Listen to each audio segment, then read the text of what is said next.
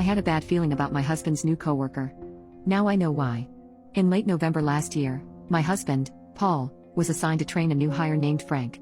It was an unusual task for Paul, as he typically didn't lead training sessions, but Frank's supervisor was overwhelmed during the last quarter. Frank spent a little over a month working in Paul's office. Frank initially seemed friendly, albeit a bit too enthusiastic in his texting habits. Paul's boss even complained about receiving social messages from Frank during non-work hours. Sometimes Frank's messages were incoherent, and he became rather demanding if he didn't get an immediate response.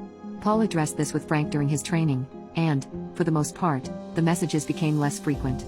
After Frank moved to his branch, they subsided.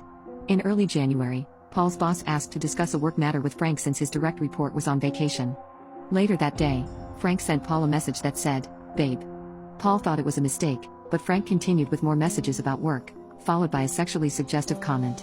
Paul told Frank to stop making things weird, but Frank persisted, even making advances despite knowing that Paul was married. I had met Frank when visiting Paul's office, and my husband's sexual orientation and marital status were clear through his pictures and conversations. Paul told me about the situation when he got home, and I advised him to screenshot the messages and report them to HR. However, Paul felt so uncomfortable that he deleted them, assuming Frank was drunk and would regret his actions. Over the next few days, Paul received daily messages from Frank, mostly work-related. However, Frank later apologized and expressed a desire to be friends. Paul had never socialized with Frank outside of work and didn't respond to any of his messages. A week after Frank moved to his new branch, Paul received messages from an iCloud account, which he initially thought was a scam and promptly blocked. This pattern of receiving texts from unknown numbers with local area codes began around the same time Frank started training. When I visited Paul's office, Frank barely acknowledged me, but I couldn't help noticing his presence lurking around. Frank's messages persisted, even after a stern warning from Paul. He eventually apologized and promised to stop texting.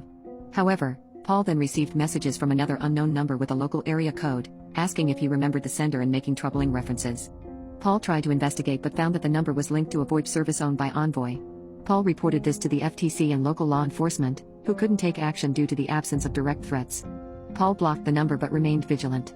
One of Paul's assistant managers noticed concerning posts on Frank's Facebook, which mirrored the harassing messages. Paul compiled all available information and shared it with his boss and company HR. After a month-long investigation, HR couldn't disclose details but assured Paul they had identified red flags, though they decided not to fire Frank. Paul has been away on business, and I've been home alone. Recently, he received explicit and disturbing texts from yet another local number, prompting me to be even more concerned about his safety. As the weeks passed and the mysterious messages continued to haunt Paul, we felt like we were living in a never-ending nightmare. The harassment took a bizarre twist one fateful night. Paul had been away on business for 2 weeks, and I was home alone, still shaken by the recent miscarriage and the relentless torment we were enduring. Then, late one night, I received a strange call on my phone. When I answered, all I heard was heavy breathing and a chilling voice whispering, "You're next." Terrified and unsure of what to do, I immediately called Paul, who was also staying in a hotel far from home. He sounded as frightened as I was and couldn't believe what I had just experienced.